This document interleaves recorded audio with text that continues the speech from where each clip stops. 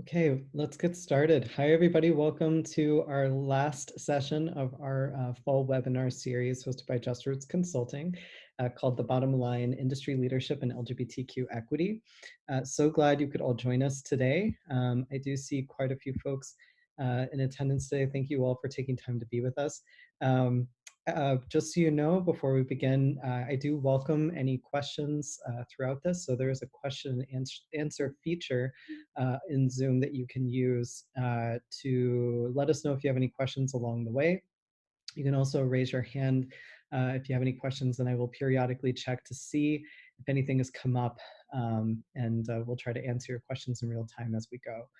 Um, I do want to thank you all again for coming. Just so in case anybody doesn't know me, my name is Milo Primo. I use he, him, or they, them pronouns, and I am the CEO of Just Roots Consulting. We are a firm that works with employers of all shapes and sizes to increase capacity for equity and inclusion, particularly for LGBTQ people, but also for other historically and multiply marginalized folks. So we're really glad you could come. Just let's go ahead and just dive in and get started today.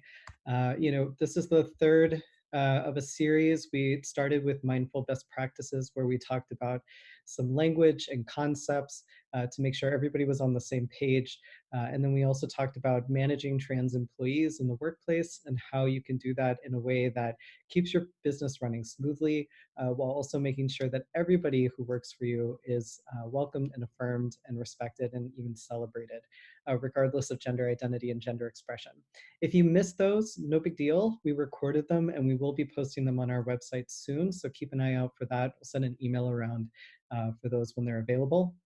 But today we're talking about the bottom line. So we're going to be talking about numbers. Why is it that this is actually something that you and your organization or your company should invest in? Why should you care about LGBTQ equity and inclusion in the workplace? Well, it's because it translates into numbers, into money. And so we're going to actually look at that and talk about that. But before we do, let's just make sure that we have a really clear understanding of the actual experiences of LGBTQ people in the workplace, as well as their expectations and what they want to see. I think that when we're talking about the evolution of corporate culture, when we're talking about what the workforce looks like and what workplaces and what work looks like, things have changed rapidly in recent decades and even in the past decade alone. And so really having a clear snapshot of what people's actual experiences are in the workplace and what their expectations are can help you set your organization's standards and trajectory for meeting those needs and expectations now and in the future. So let's look at those first. So this is one of many studies that have been done recently to try to capture an idea of what it is folks are experiencing in the workplace. I think it's very helpful, but it is one of many that actually corroborate these numbers. So let's look at what Glassdoor had to say in its recent study earlier this year. It found that about 50% of LGBTQ employees that it surveyed felt unsafe being fully out in the workplace. So feeling like maybe they can be out to some people, but not everybody, or they can be out as LGBTQ, but maybe not um, comfortably talk about their families, talk about their relationships, talk about their lived experiences in the workplace. And certainly, as we talked about in the last session, trans people feeling like they can't really come out fully or comfortably or safely in the workplace either. Um, about 50% of them also felt like being out as LGBTQ could actually hurt their career opportunities and prospects. So not just that they didn't feel comfortable and feel like they could bring their whole self to work, but actually it could damage their ability to navigate laterally or vertically in an organization or in their career path. And that it seemed like a better bet in order to move forward and advance in their career to not be out in the workplace. 1 in 2, about half of the folks expressed this, which is a huge number of people. Also, about 50% witnessed or experienced LGBTQ discrimination at work. That's still an extraordinarily high number to say that even if they didn't personally experience it, even if it wasn't directed at them, to witness it happening around them and see it being directed at other people, or jokes or comments being made by coworkers or managers or leadership or board members in a way that doesn't make them feel safe or seen and makes them feel even more hesitant. in the workplace, all of these things affect a person's ability to not only bring them their whole selves to work, but also to bring their entire focus, attention, and full potential of creativity and innovation to the workplace. This study was also corroborated by another one that was conducted by the US Chamber of Commerce Foundation, found that upwards of 70 to 80% of LGBTQ employees, which is the vast majority, consider LGBTQ inclusion when choosing employers. So when thinking about where to go to work, they're actively narrowing down their choices and selection by who they can find to be inclusive. And what does inclusion mean? Well, this is what we talked about before. We'll reiterate it today, but are there any indicators in the job description itself when they're looking at filling out applications that would tell them that they are welcome and included and strongly encouraged to apply? Are there any indications on the website of that organization or company that says that the company is committed to seeing and validating and affirming and uplifting LGBTQ people in their workplace? Is there anything on LinkedIn or Facebook or any of the other social media spaces that would indicate, or any articles that would indicate that this company has a track record of attracting and keeping and promoting people with similar experiences in life? These are the things that people are going to look for. And if they aren't able to find these signals, these indicia of support, the chances are good that they will be less likely to apply for your job. So you might be missing a lot of potential people who would bring a lot of talent to your organization because you haven't made that outward commitment that they can find and track. The same number of people said that they would not apply for a non-supportive company. So if you are a company that has a track record specifically of allowing LGBTQ harassment or discrimination to occur, if there have been any issues around marketing or PR that have tainted your company's track record or reputation as far as being LGBTQ inclusive, people pay attention to this and they're likely not to apply for a job at your location, even if you're trying to change your ways and shift in a more positive direction. A lot of work needs to be done to repair that kind of reputation damage. And then finally, about the same number of folks said that they would proactively leave a company for a more inclusive one if they could find one. So if you have managed to hire somebody who is within the LGBTQ community and they find that your work environment is actually not as inclusive as they hoped or thought it might be or could be, or was promised to be sometime in the near future when they came on, the chances are good they're going to leave and they're going to go look for another job at a place that is more inclusive and affirming of who they are. The same study found that 50% of all employees, so LGBTQ and non-LGBTQ allies, believe that their company could do more to support this community, right? So there's an overwhelming number of people, both within the community and the surrounding support networks, that think that their companies have progress to make and that there is work to be done and work that can be done, which should be seen as a challenge that you, like a call to action that you can rise to, right? Not something to feel disheartened about, but something to feel inspired about. What does that mean for you? What can you in your company or your organization do to meet that challenge to say, well, we want to be more supportive. What does that look like, right? So taking a moment to step aside from LGBTQ folks in the workplace specifically, let's also consider generationally how this looks, right?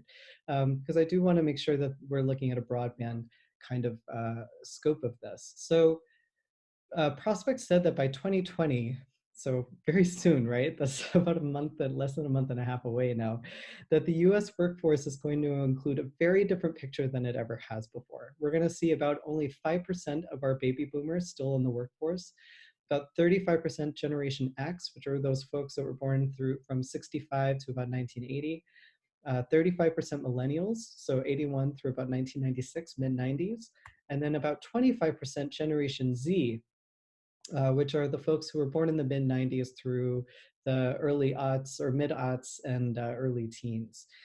So this is what our workforce is going to look like. The landscape is very different. The generational gap, not only in age, but also in cultural and lived experiences and experience with things like technology and communication and networking, are more vastly different now than they ever have been in the history of civilization, right? So we're seeing a huge gap and sweep in generations. Now, one myth that comes up a lot is that these generations have nothing in common, or that the gap is so large that it cannot be crossed. And that is a webinar for a different day.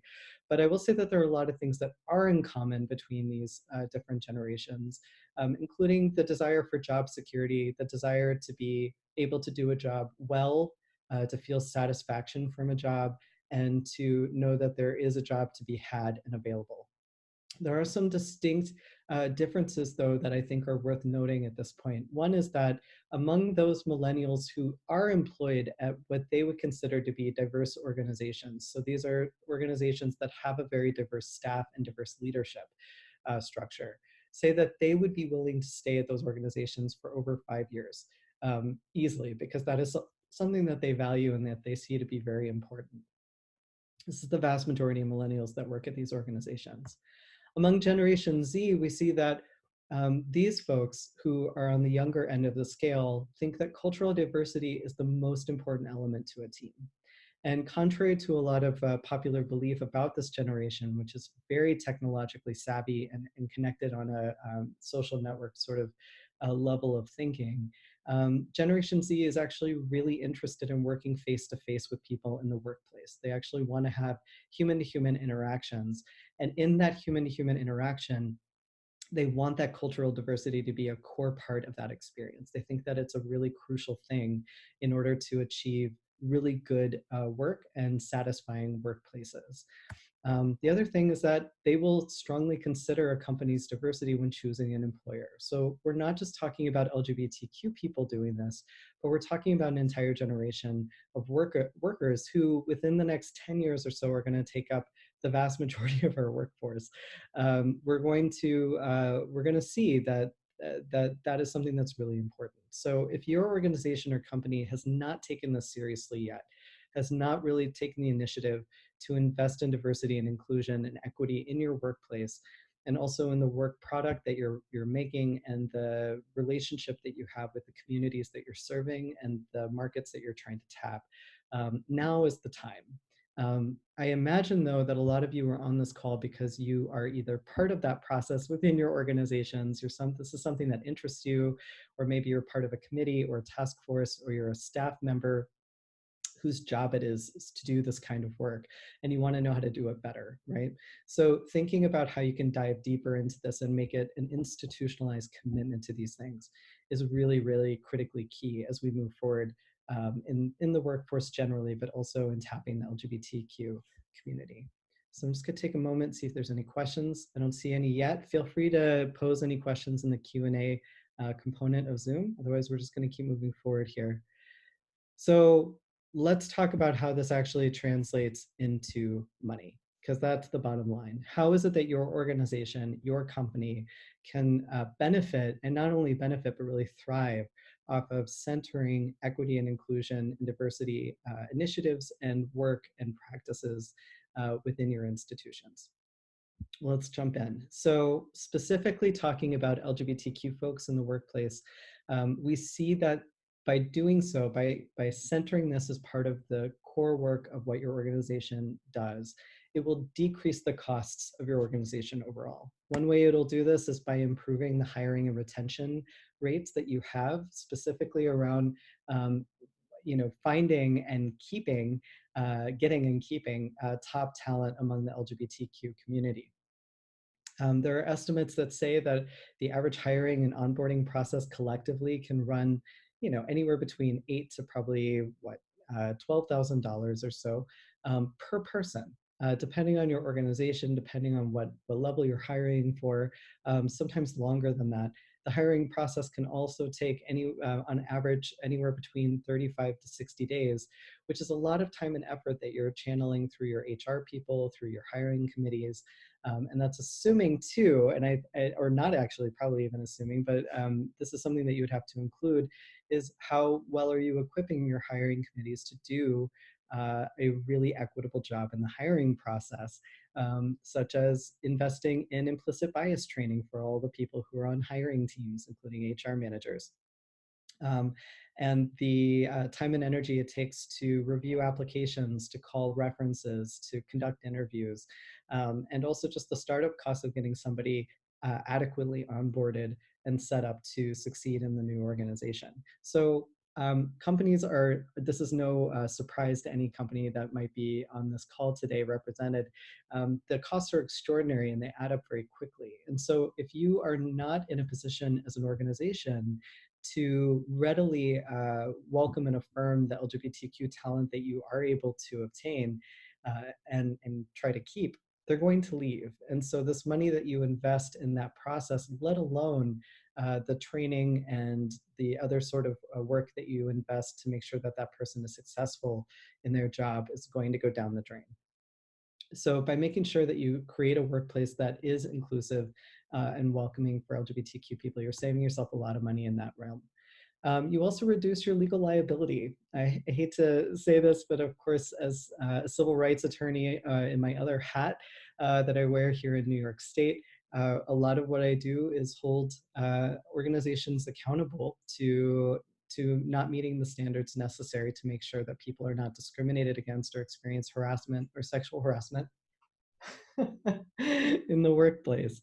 So how does that pan out? Well, with legal costs, with the time and energy taken from your staff to conduct investigations and interviews, settlement costs, training and policy development and everything else, the legal costs for a claim, either at the Equal Employment Opportunity Commission or your state agency or state court, or if it makes it to federal court, can be really astronomical and add up quickly. So how can you channel that money into something more proactive, more productive, instead of allowing it to kind of get funneled through when things go wrong? How can we make sure things don't go wrong to begin with? And it actually saves you a lot on the tail end. And then also avoiding PR nightmares. So you know, these sort of flubs where the public finds out that something happened on the board of directors or leadership or among the staff that was overtly or not so overtly racist or sexist or homophobic or transphobic, is something that can really critically injure your organization's credibility, your funding sources, and your consumer base, as well as your staff um, uh, the belief that your staff have in you to do the right thing and to keep your integrity. So avoiding PR nightmares before they happen, making sure that you have systems in place so that people, the clients you serve, the customers that you sell to, the people that you serve within the organization, the employees that you have, are receiving the kind of treatment that they need to avoid these sort of situations to begin with, and you don't end up with a huge PR nightmare that can cost you a lot to try to correct, if you're ever able to correct it at all, right? So just checking for questions. Looks like we're still good. I'm going to move on. So not only does it decrease costs, but it can actually increase your profits. And I'm sure this is what you're all excited to hear. So let's talk about this. Having an inclusive and affirming workplace for LGBTQ people increases morale and satisfaction for everyone. When you have a hostile work environment, and hostility can come intentionally or unintentionally, as we talked about with microaggressions in the first session. When we have a work environment that is free of microaggressions, or when hostility and discrimination and bias and prejudice are addressed timely and adequately so that people feel seen and affirmed and uplifted, everybody benefits from this. From the bottom up and the top down, every single person it appreciates having a safe and just and fair work environment and will be satisfied by the work they do. And all of this increases presence in the workplace. It reduces absenteeism, sick time, and burnout. It creates and generates more creativity, and it drives innovation. So these are all things that will, create better work products, better teams, better projects, and better outcomes overall. It also improves internal decision-making and program development. When you have a diverse group of people making decisions at a table, what that means is it doesn't mean just that you get to check off a bunch of boxes of the different kind of people sitting around the table to say, oh, we've met our diversity standards, right? But it actually translates into a diversity of perspectives and thoughts and lived experiences and voices that will lend to more holistic and more effective decisions. Maybe better policies, better programs, better initiatives overall. It is always a better thing, a more profitable thing to have a diverse group of folks making decisions at the head of an organization. This also goes for program development, especially if you were thinking about starting or building or trying to institutionalize an LGBTQ specific initiative. Let's say that you are a legal services organization and you're thinking, we really want to bridge a gap in services and make sure that LGBTQ people in our state, in our region, are being adequately served. Why don't we start a program that specifically focuses around this? Well, having a diverse team of people to help generate that program, to give some thoughts and feedback into what that should look like from the outset, will create a better program and better outcomes. If you have a homogenous group of folks, a very small and homogenous group of folks, you're just gonna have a limited pool of ideas and perspectives to draw from, and you're gonna miss a lot of really important things that would otherwise make that a successful endeavor. So also, it improves the company's orientation to target markets. So if you have, and it's kind of a piggybacking from the last point, if you have trans people in your leadership or on your staff, for example, you're more likely to get the kind of feedback you need from your staff in order to be able to adequately tap the markets that you're trying to reach. If you don't have any trans people on your team, if you don't have any people on your board or any sort of community advisory board or anything, if you have no access to trans perspectives whatsoever, the chances are really good that you're not going to be adequately addressing the needs of trans people or meeting their or marketing to them effectively in a way that you would if you had that sort of input, right? So having that input will actually translate into better services to those target communities. And then finally, just as an overall point, it increases revenue to center diversity and inclusion in the workplace. One study that was actually conducted about a decade ago, but was more recently confirmed by a number of other studies that showed that it proved to be true over time, found that the most racially diverse companies in the top quartile of racial diversity brought in 15 times the revenue of those who were in the bottom quartile of racial diversity. And likewise, among those that were the most gender diverse, they brought in 14 times more revenue than those in the bottom quartile of gender diversity in the workplace. That is extraordinary. And we're not just talking about profits, we're talking about revenue. We're talking about after all the costs of doing business are done, that there was actually more revenue brought in by diverse staff and leadership than those that lacked it. And diversity has been found consistently to be a more powerful indicator and predictor of revenue and customer numbers than the company size and age. Which is also really extraordinary, especially among legal services organizations, for example, that have been around for a really long time. Some of these folks have been doing this work for decades and feel very ingrained in their communities and their regions, their go-tos for a lot of things. But if the size and the age of the organization and the company don't matter as much as how they are reflecting the communities that they're serving. And the same goes for-profit companies. And I think that's a really key piece that a lot of people try to overlook and don't take seriously enough.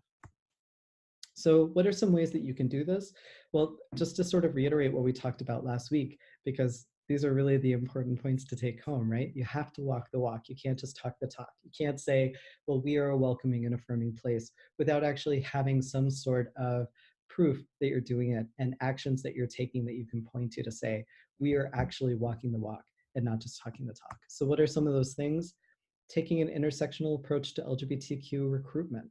So not just having an open hiring process and sending it out to your networks, posting it on Indeed and LinkedIn and wherever else that you'd want to post a job opening, but being very intentional about making sure that all of your job posts specifically say that we are an equal opportunity employer and we strongly encourage multiply marginalized people to apply, especially LGBTQ folks, folks of color, folks with disabilities, and so on.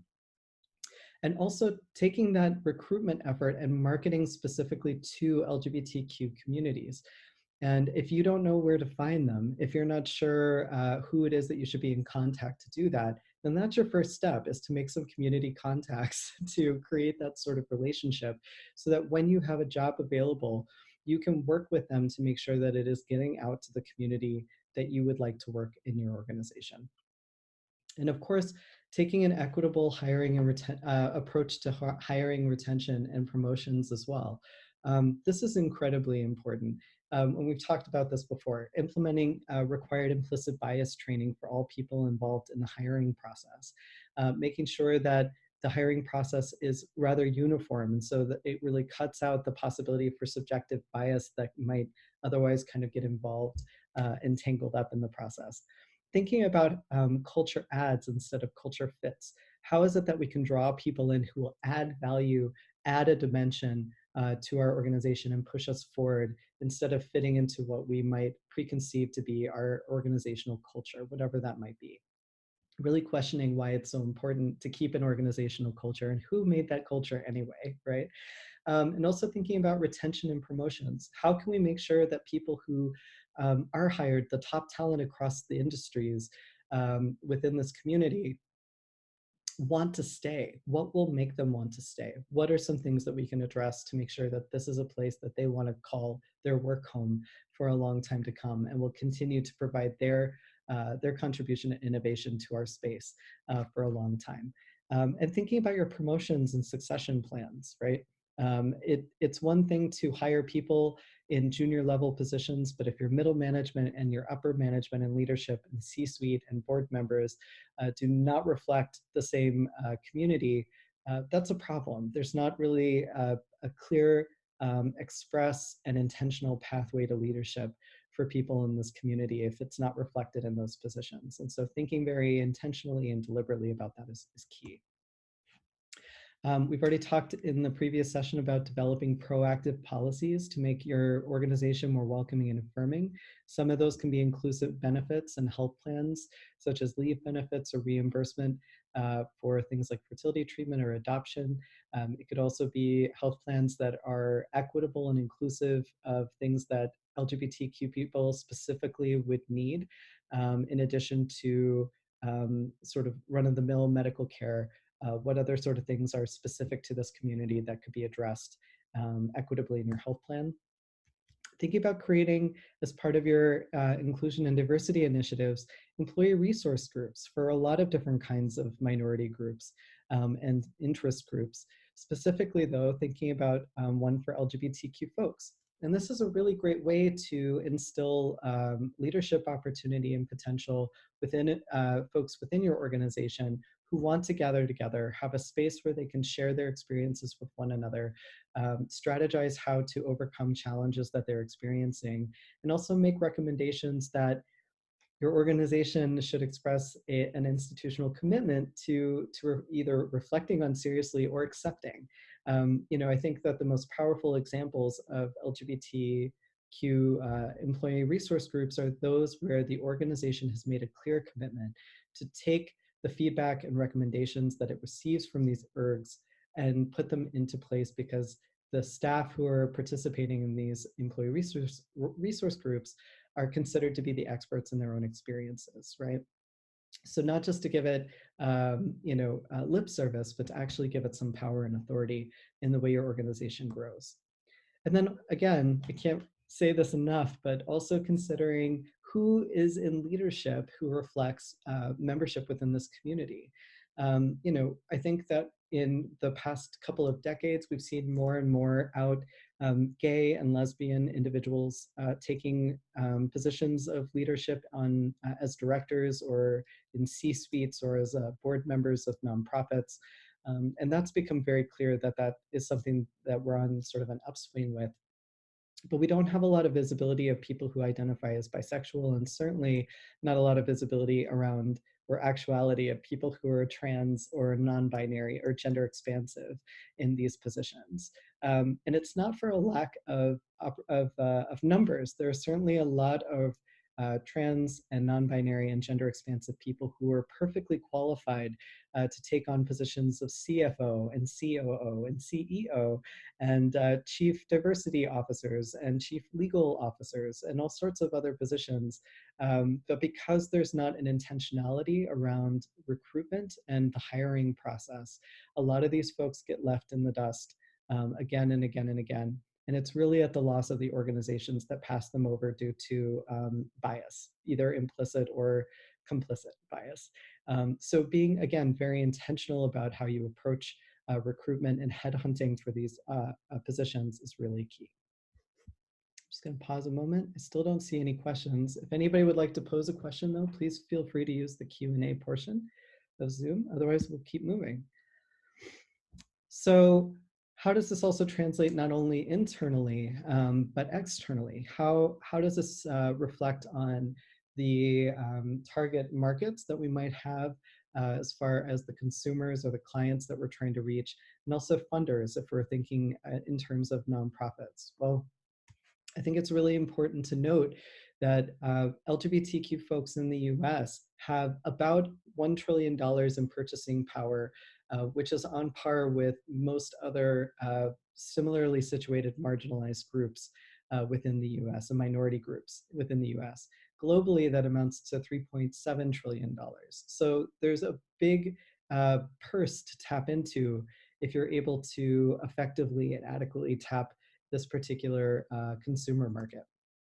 Additionally, at least in 2017, there were $185 million in philanthropic funding channeled toward LGBTQ issues, both at organizations that specialize and focus in LGBTQ work, but also nonprofits and other organizations that are not specifically LGBTQ focused, but have projects or initiatives or departments that deal with these issues or try to work with this community in some way. So the funding is there either in terms of consumers who would purchase your product or services, or in terms of funding that might be available to your organization.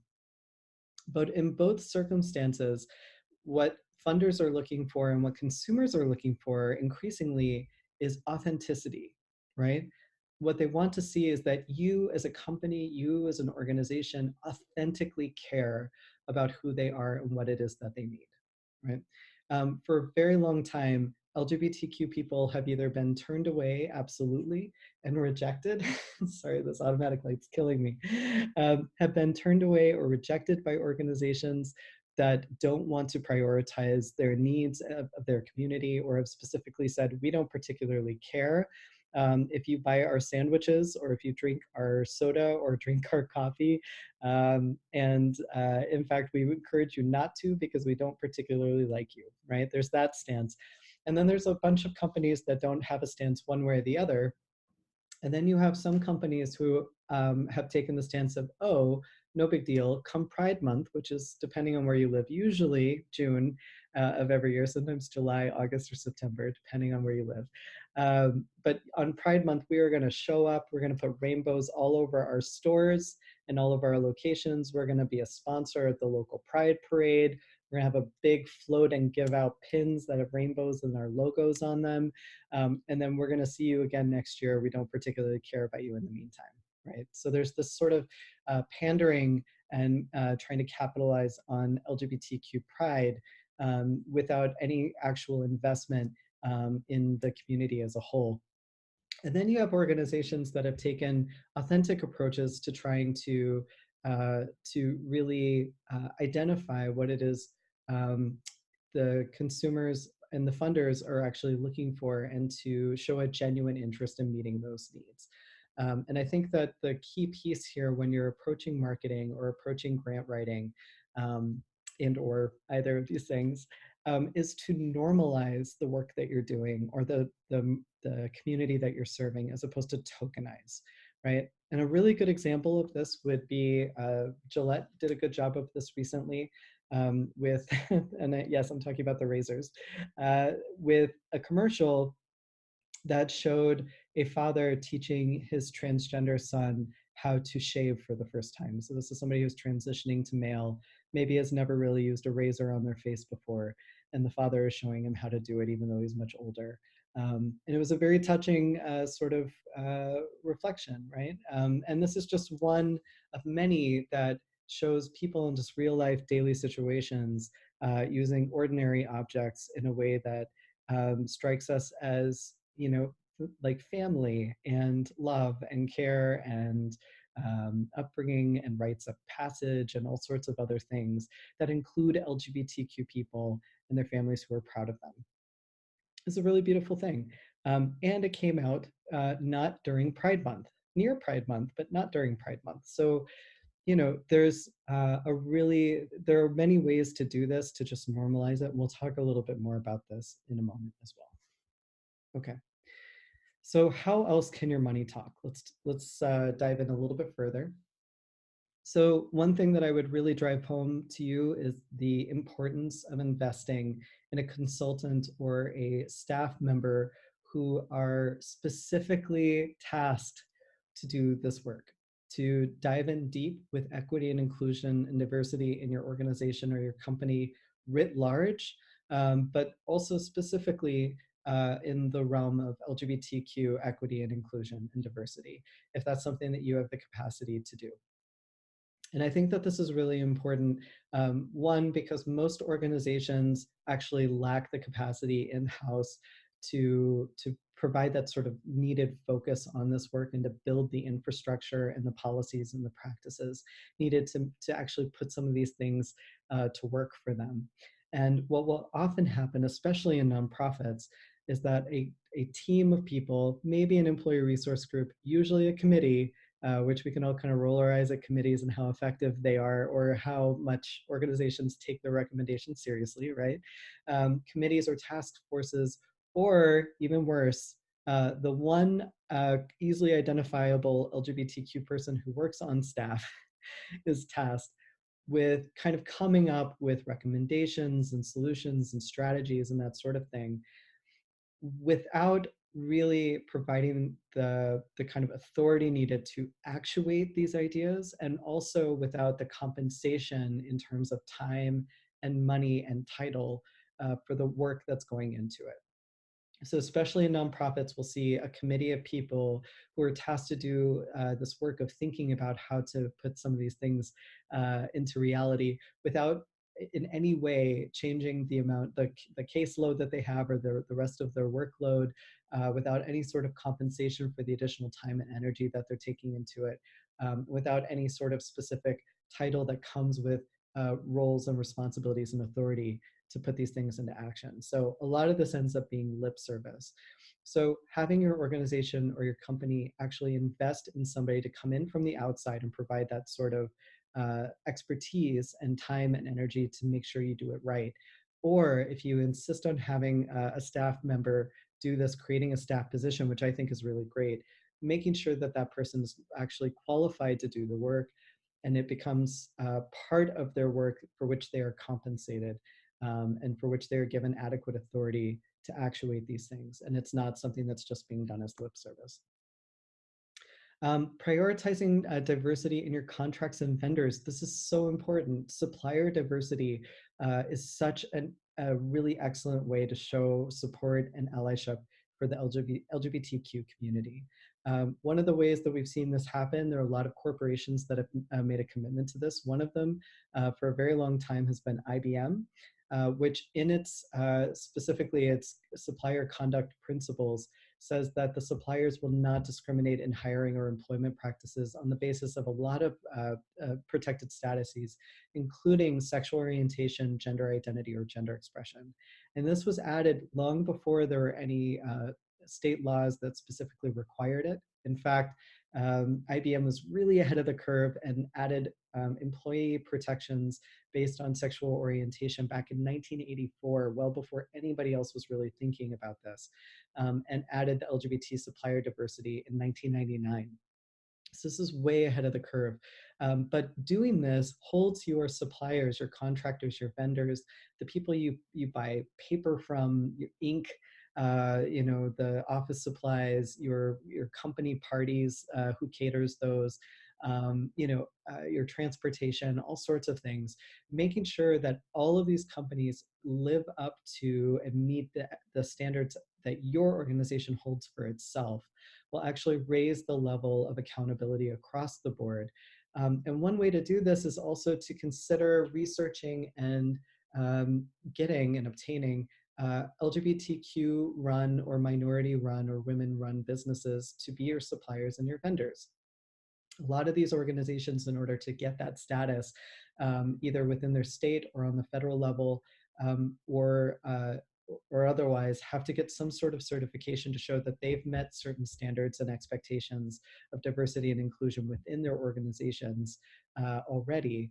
And one of them is the National Chamber of Commerce for LGBTQ businesses, provides that sort of standard for LGBTQ run businesses. So if you're interested in supporting the community in another way, not only making sure that your vendors and contractors live up to those expectations, but maybe even actively seeking out vendors and contractors that are LGBTQ run and operated, will support the community in the chain of commerce.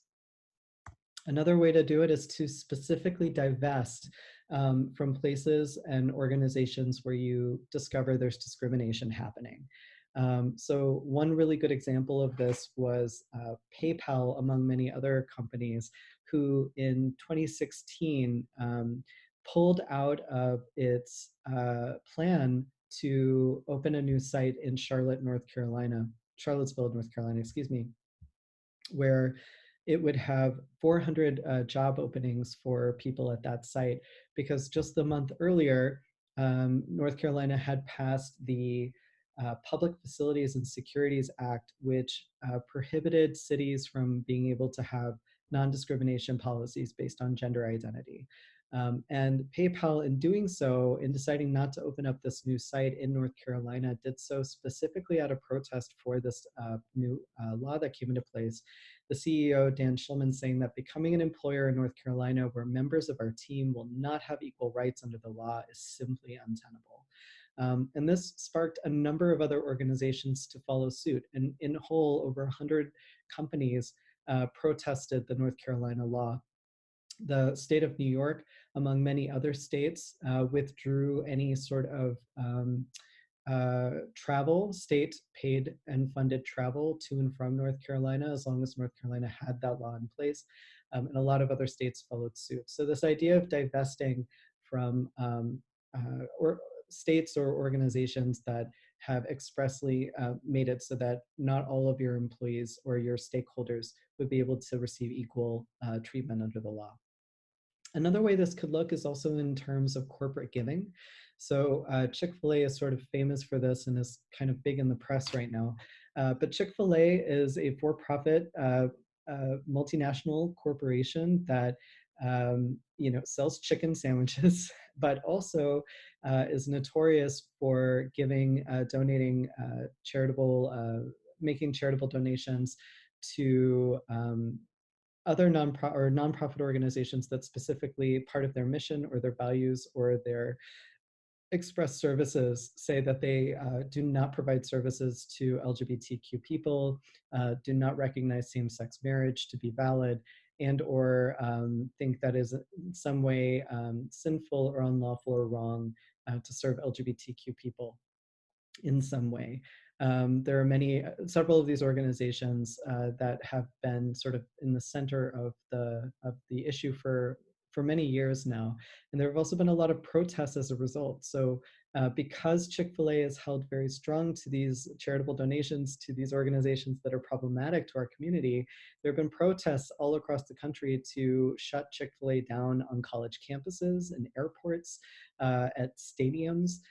Most recently, I think earlier this year, maybe, the very first Chick-fil-A was set to open in the UK, and within about a month had to close down because of the protests that said that they did not want that kind of hate in their neighborhood, essentially.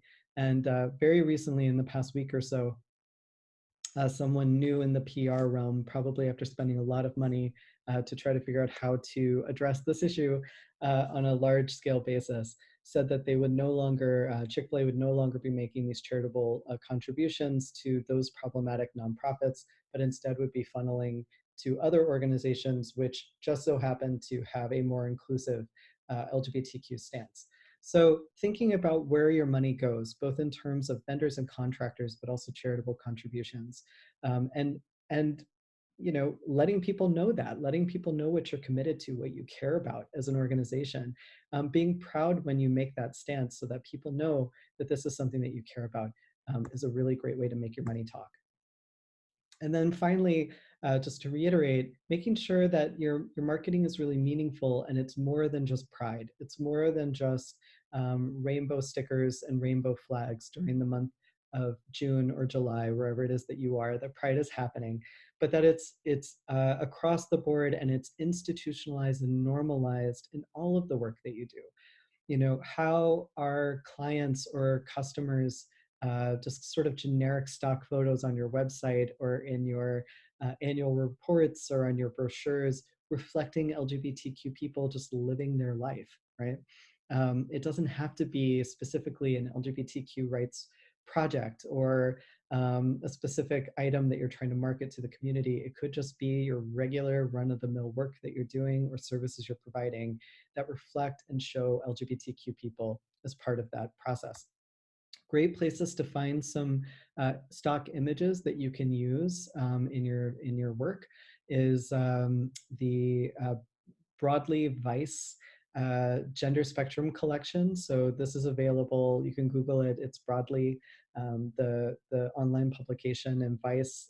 This is a collection of trans and gender non-binary and gender expansive people doing a variety of things in everyday life, just living life, that could be used for your regular run-of-the-mill marketing work that would integrate images and representation of this community in ways that aren't specifically tied to pride.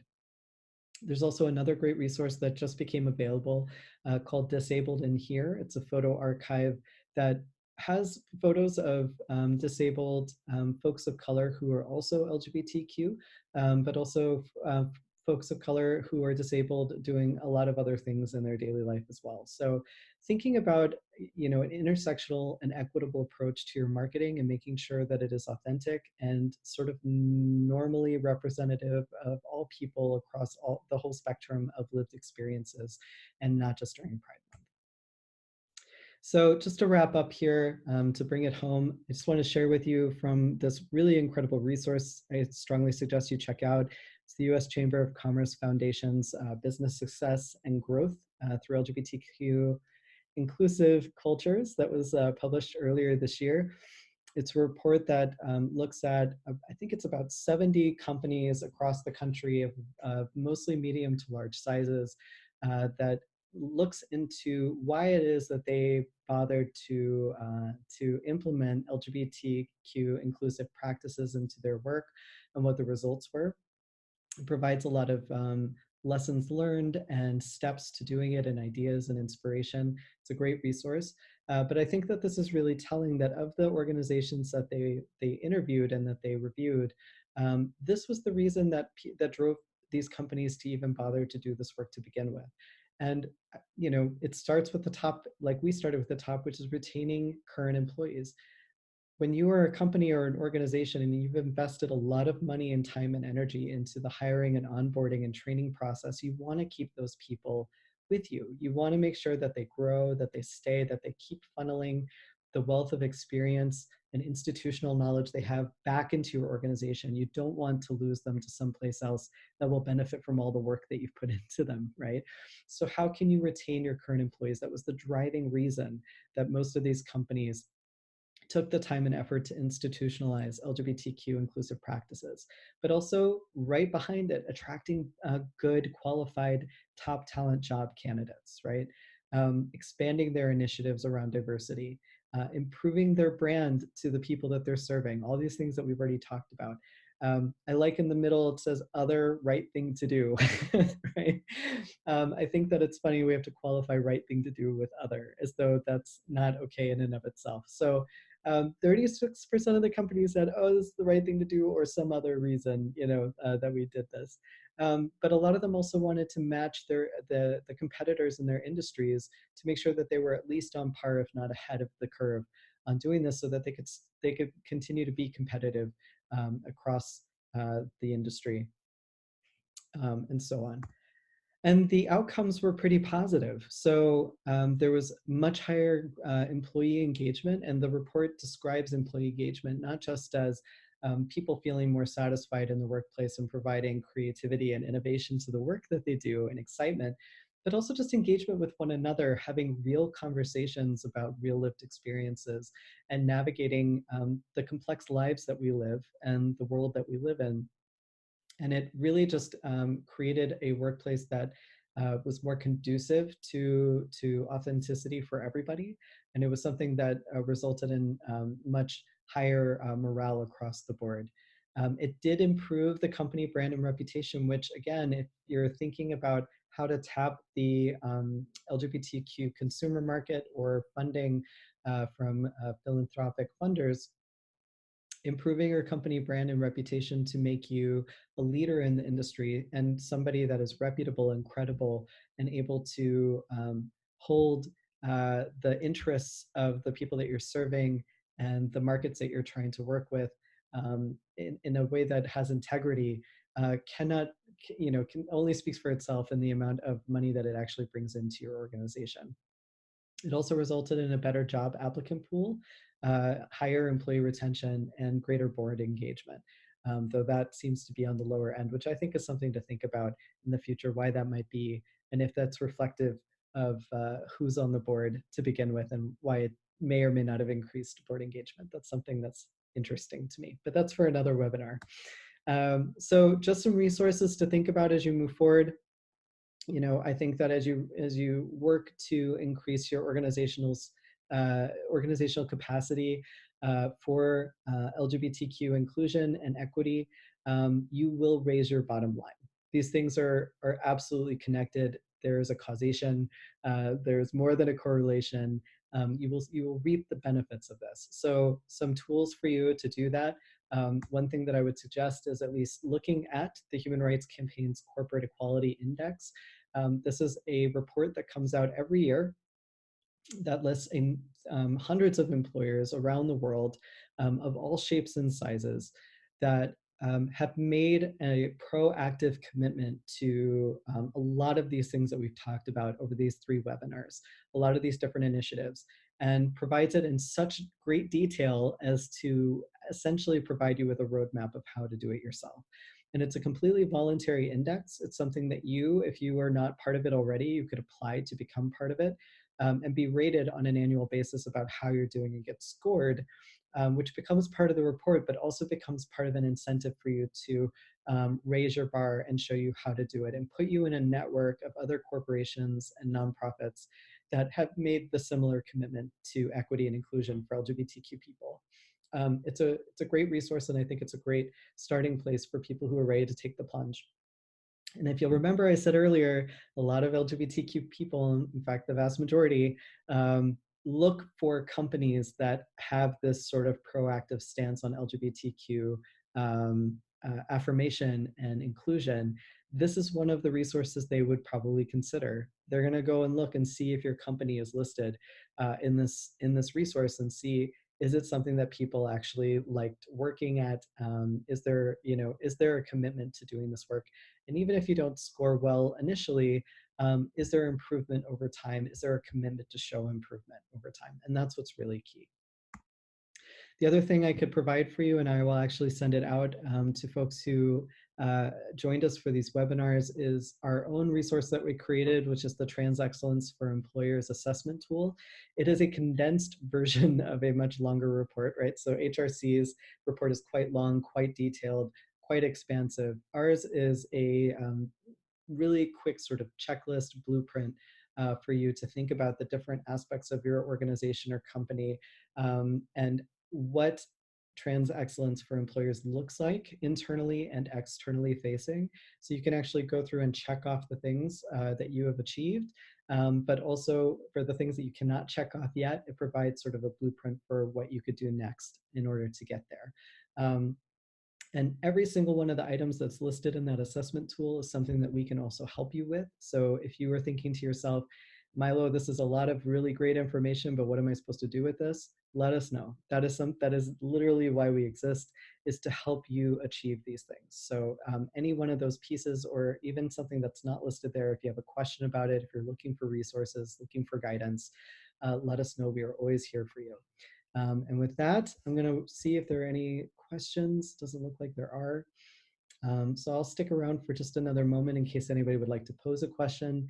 But otherwise, I really appreciate your time and your attention. Thank you for joining us for this webinar and for the series. And I hope you have a fantastic rest of your afternoon.